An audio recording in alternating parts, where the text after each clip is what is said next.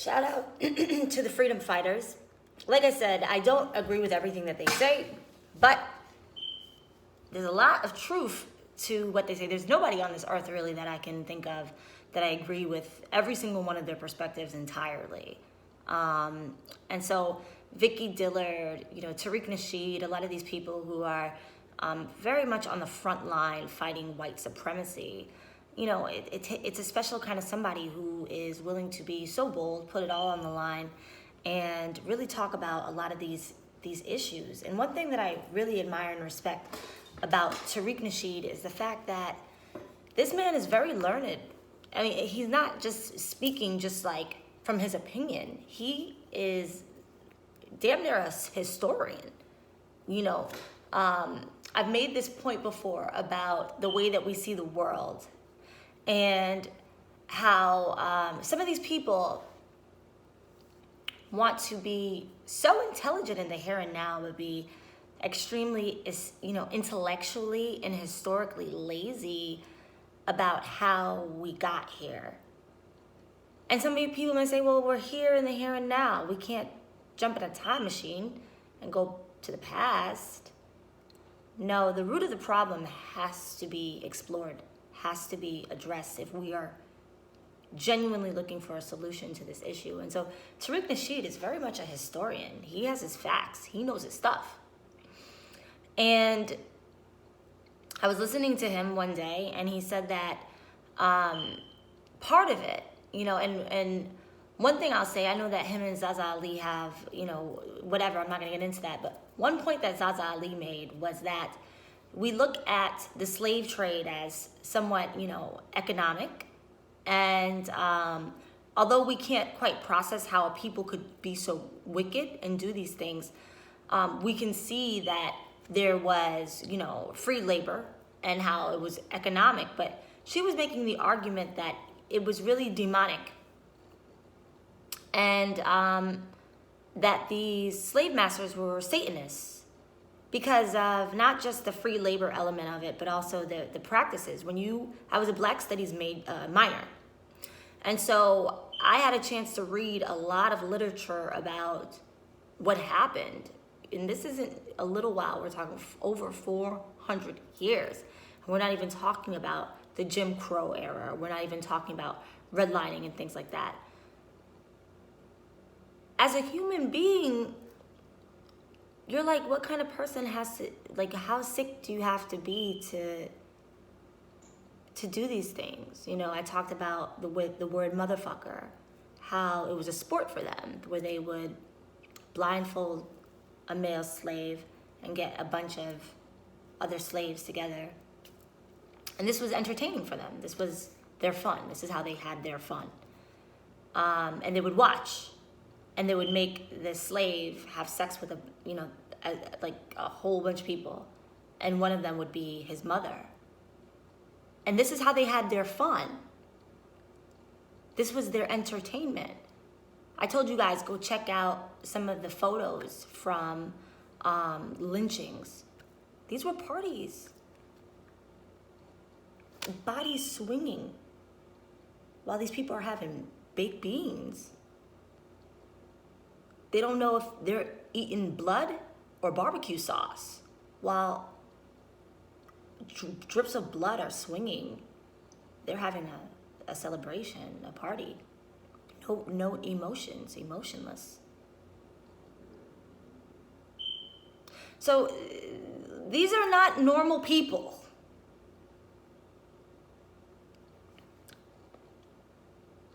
And Tariq Nasheed raised the point that part of what their pride is, we're talking about some of these white supremacists, white identity extremist groups. Part of what their pride is kind of collecting artifacts. So they will pass around like different artifacts. So for example, a revolutionary like a Malcolm X, or a historical revolutionary, if somebody can get their hands on one of his limbs, if they took him out, they will actually keep that inside their homes, and they will pass those things. It's a source of their pride. It's a source of we conquered this individual, so they'll actually keep the artifacts of some of these freedom fighters. It's a very sick people. And so when I started looking around and just putting, things together, and I'm like, why is this, like, why would I be a threat? Why would I be an issue? Why would they be coming after me? I had to put two and two together and say, my father. And I don't think you guys really know who my father was to this fight, how my father was a revolutionary. And when I talk about him being cool with Muhammad Ali, and I talk about him being Malcolm's apprentice, it wasn't like a situation where my dad met Malcolm X. Like, my dad and Malcolm were like brothers. Like, that, my dad was like his right-hand man. And the work that my dad did, not a year or two, decades of his life, the service to mankind, the freeing of people, his commitment to the cause was outstanding. And so between my mom and my father has another daughter, but between my mom and my father, I'm the only girl. And so when my siblings don't understand, certain things that I've been going through, I'm like, well, it's you don't have my last name. And so, yes, I've been under attack, and it is more symbolic to these people. They wanted me to be a prostitute because it would be kind of like an honor to them that my father was such a revolutionary, and then his daughter ended up being a prostitute, which I'm not. I'm a prude. But that's what they wanted. And they ruined my reputation because they didn't want anybody to help me. They didn't want, part of the annihilation of black people is the fact that they don't want black people to procreate. So the idea of black love to them is like their worst nightmare.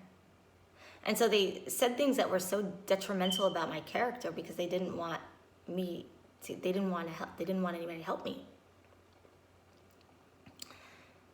And what I say to this is that my perspective is, I could be angry, right? I could be enraged and upset by all the things that they've been doing, covertly, of course, because they're very cowardly people.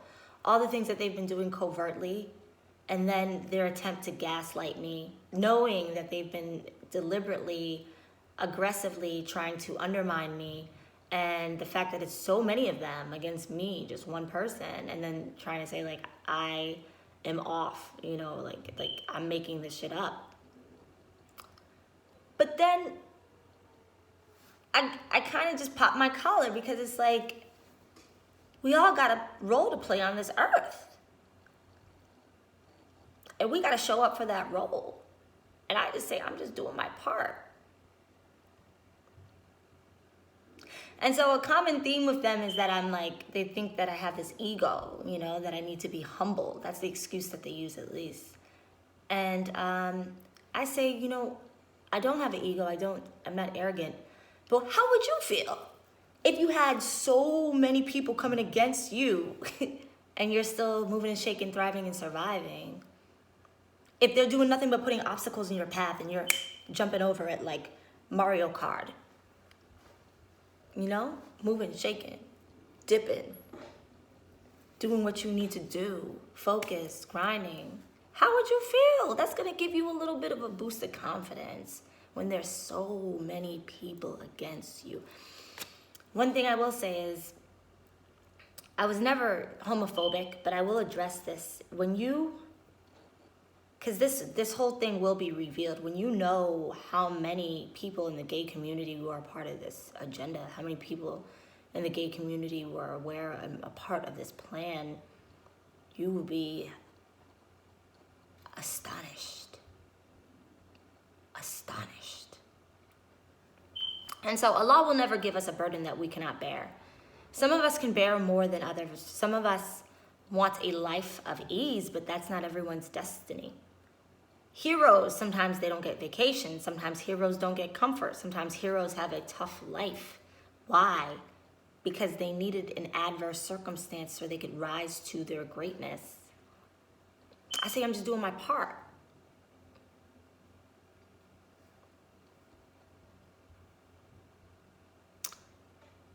It was a hero's destiny to become a hero.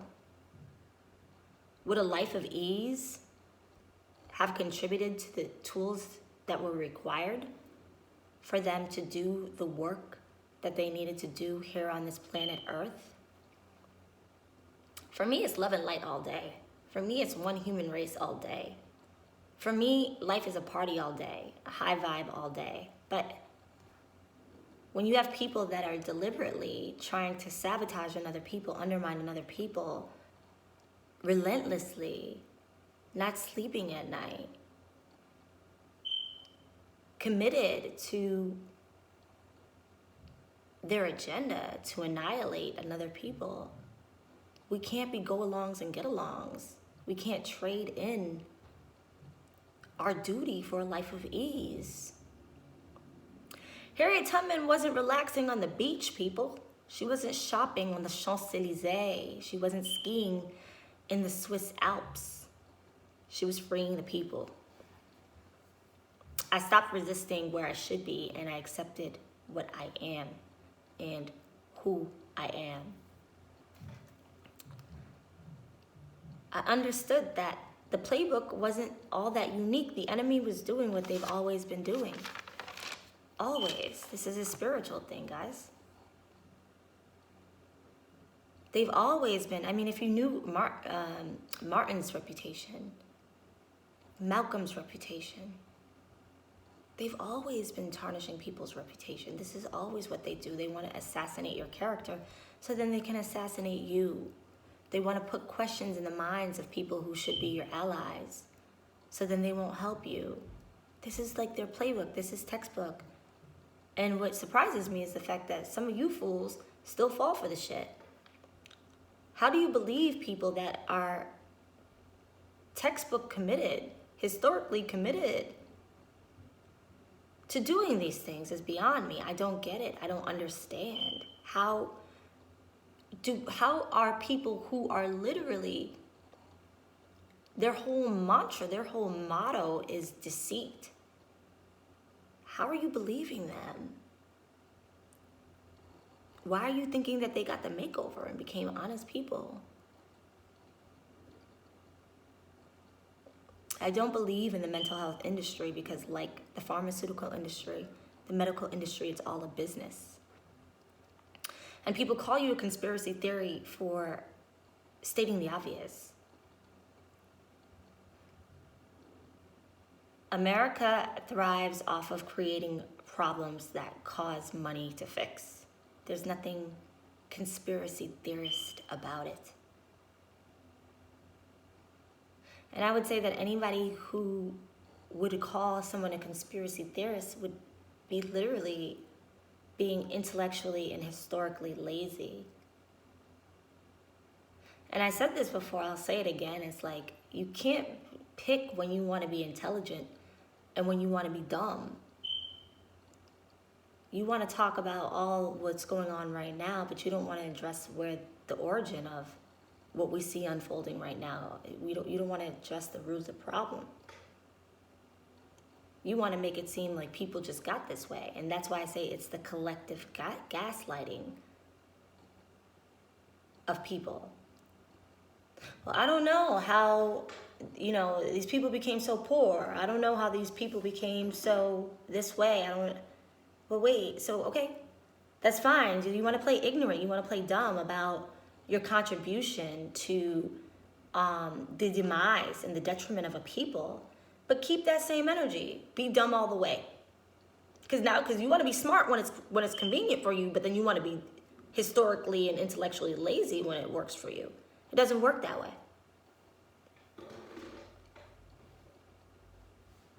Our economy is based off of problems that cost money to fix. So yes, of course, most people are mentally unwell. Look how sick our society is. You've got crazy people who have everything and think that they have nothing, and then you have even crazier people who have nothing but think they've got a lot.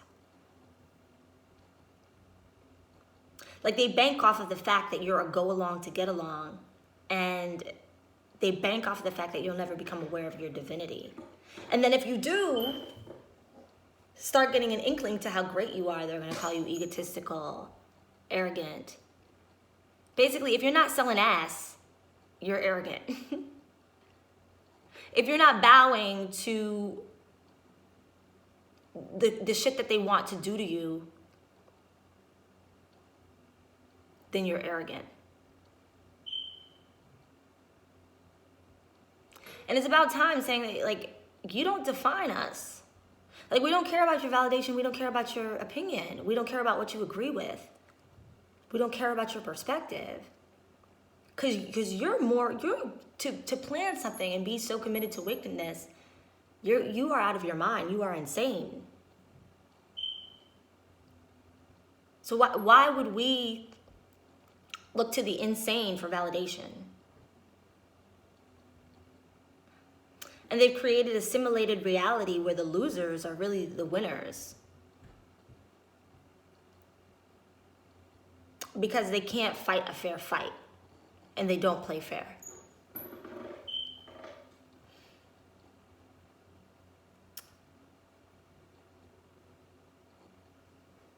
So, for me, right, because of who my father is, they went ahead and they made up all of these lies on me. They said that I was a prostitute, like I said. Like, I'm a prude. You can come to DC and maybe find 3 people, and I've been here for 14 years that I've been intimate with. 2 being my ex-boyfriends. Maybe 4 people. I've been here for 14 years. I'm not a rich woman. Trust and believe, if I was a hooker, I'd be balling. Not to brag, but it would be high priced. I got that good. Not to be crass, but yeah, I would be way wealthier than I am. They said I'm on drugs. They said I'm a crackhead. I don't even smoke weed. I don't even drink beer. I don't even drink wine. My diet's primarily fruit, vegetables, legumes, some nuts. My skin wouldn't be popping the way that it is. What else did they? I mean, the rumors have just been endless. And all things work in his favor, of the creator. Because to me, I don't want a go along to get along. I don't want somebody who's not intellectually astute to say, well, time out. You fit the prototype of somebody who always lies. I'm just saying, you fit the prototype. I'm looking at you, and you, the Native Americans, the American slave trade, like, you fit the prototype of somebody who always, like, never tells the truth. Like, this is the type of person that I would want to attract. Why should I believe you? You're saying all these things about this woman. Why would I believe you? And why? What's your incentive? And that's really the question. What is their incentive? What is their incentive? What is the reason why? Why do they come against me? Why do they want to attack me, smear my reputation, throw dirt on my name? What is their incentive? Why are they relentless? Why are they looking for any excuse to justify the things that they've been doing to me? Why have I been under attack? Why am I such a threat? And I can't lie and say that it didn't give me a little swag. Because I'm like, I got put on like, who am I? Like, I thought I was like, I never thought I was like a regular, but I thought I was like, I didn't think I was me. For them to be so paranoid about my rise, petrified about me becoming who I'm here to be. And by me using the Harriet Tubman reference, I want to be very clear that Yes, the same Quran that I referred to says after difficulty comes ease. So once you do the work, yeah, it's time to, I don't believe that life should be treacherous. I do believe that life should be enjoyable. But sometimes you gotta roll up your sleeves and you gotta do some work. And I'm just doing my part.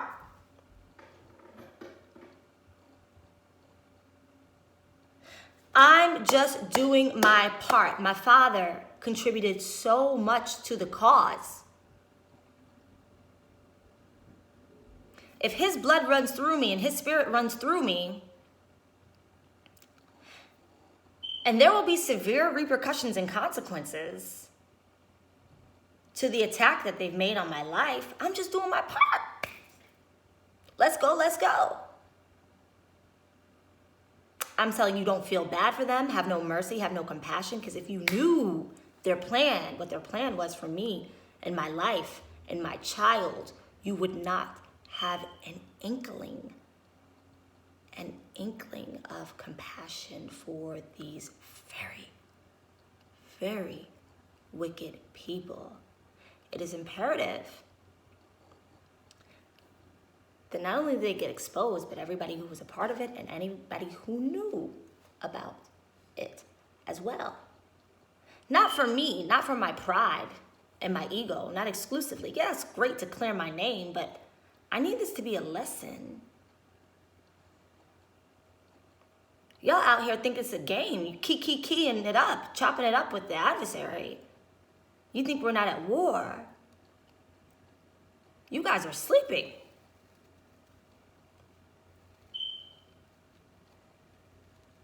And again, I say that this was not just a matter of me, this was a matter of my son. And it might even be more of a matter of my son than it was a matter of me. My dad's blood runs through my veins. My dad's blood runs through his veins. This is a beautiful, melanated, strong, intelligent, brilliant black young man. My baby boy. Intelligent, brilliant. I want you to understand that even at the age of 13, 14, even younger than that, 10, 9, because you know our boys grow big, they don't see them as children. They see them as threats.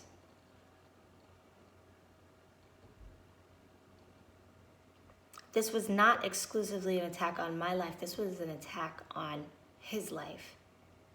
They were putting me through circumstances that would have him so psychologically wounded, so psychologically damaged by seeing his mother struggle to this degree.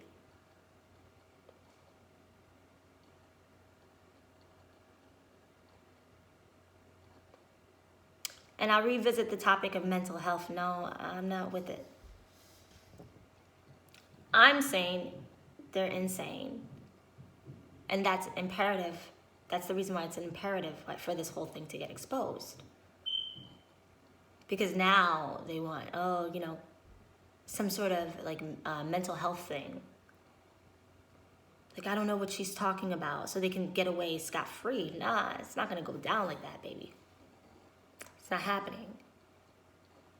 In order for you to, and I'm not begging anybody to understand me, but when you understand what they've been doing, the details and the level of wickedness, these demons, the things that they've been saying and the things that they've been doing, you'll understand my perspective.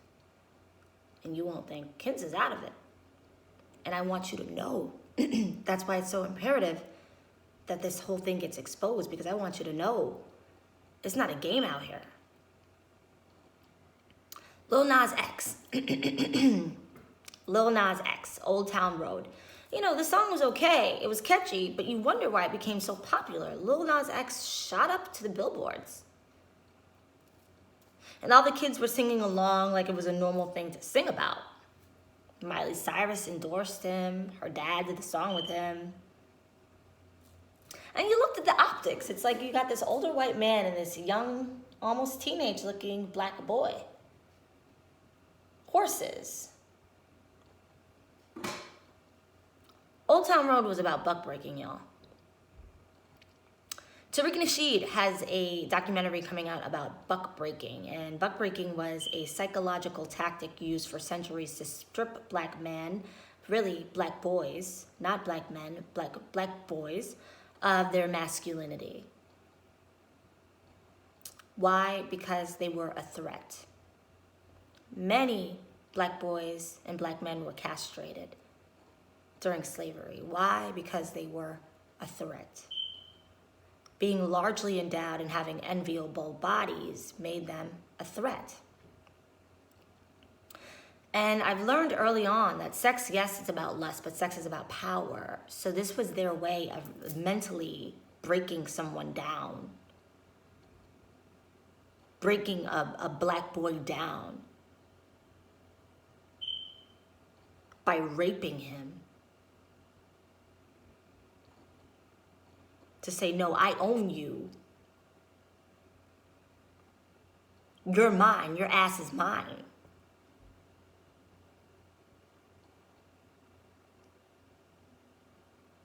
You think that went away during slavery?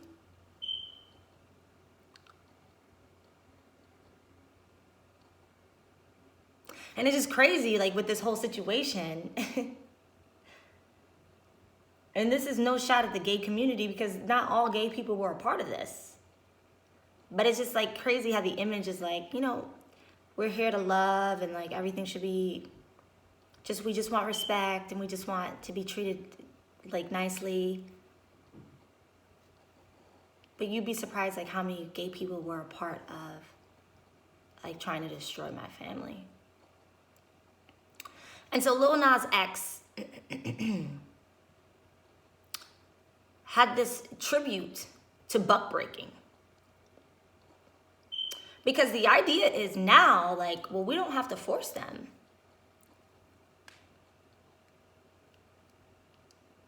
They'll do it for money. They'll get a little strange for the change. So the money is basically their tool. Back in the day, they would physically rape, but now the money is their tool. And they understand that people don't really want to be like me. They get that. You're too high to be me. What do I mean by that? Like, for me, it's nothing. For me, I love it. The fact that I don't smoke weed, drink, pop pills, prescription pills, do drugs of any kind. It's wonderful. But they know most people do. And they know that your vibration is so low that you don't even have the endurance, the fortitude to resist the things that they've imposed on you. You're too weak. You're too weak at this point to put up a fight. You're too weak. You're too into your happy hour at Applebee's, your blunts and smoking weed, the pills that you pop. You're too weak. So many people subliminally or consciously just say, hey, I don't want to put up the fight. If I can pay my bills, if I can go shopping, if I don't have a target on my back because I submit,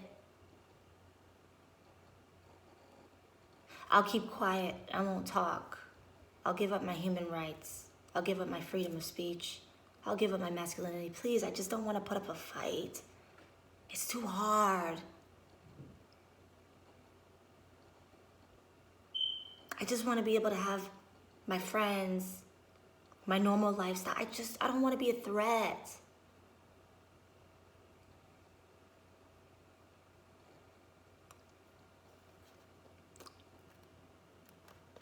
That's most of you. And so I hear Vicky Diller, I hear Tariq Nasheed, and at first I was like, man, they're really getting hard. They're going hard at Angela Rye. They're going hard at Sunny from The View. Like, really? Like, damn, you know, like, I like Sunny. They're going hard at these, you know, black women. They're going hard at Don Lemon. They're going hard at, you know, these talking heads on MSNBC and CNN and the race baiters. They're going really hard against them. I was like, damn, it's too much. That was my perspective. But then I thought more about it. I said, do you know who you guys are helping out? Do you know the level of wickedness? The people that you sit down and interview, the people that you are cool with just to get a paycheck because you don't want to be like me. Nobody wants to be a struggling single mom. No, my ego's too big. I don't want them to talk about me the way they talk about her. I want to go shopping. I want to take vacations. I want the tailored suits. I want a good name. So yeah, I'm willing to go along and get along and turn a blind eye to buckbreaking, the castrating of our men.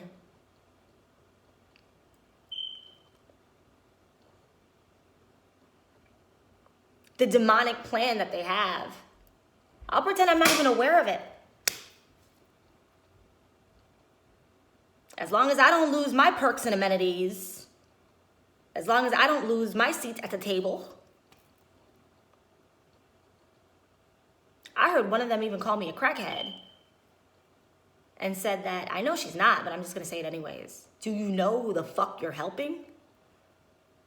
I'm tempted to call you a bitch. I'm tempted to call you out, but I'm not going to.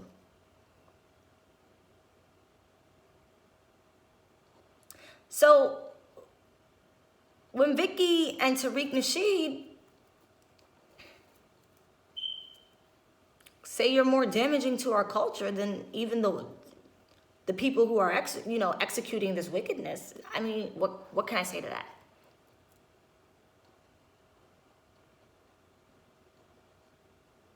Food for thought, people.